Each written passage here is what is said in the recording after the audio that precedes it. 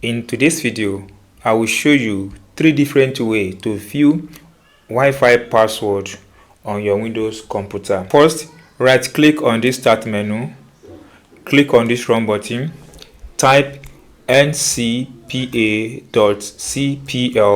hit the enter button. It comes out like this. Click on this, then right click on status, then click on wireless properties, click on security, then check this box to access the Wi-Fi security. The second process is very simple.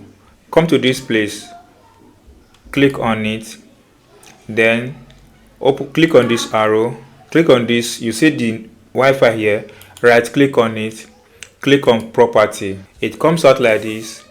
Scroll down to the base of this place, you see view Wi-Fi security. Click on this key button. Here you have access to the password. In that same position, this takes us to the third process to view your Wi-Fi security password or to view your Wi-Fi password on your Windows computer. Click on this button, Advanced Property, to edit. Then it brings this window. Click on the security here, then click on this button to show the Wi-Fi security or the Wi-Fi password.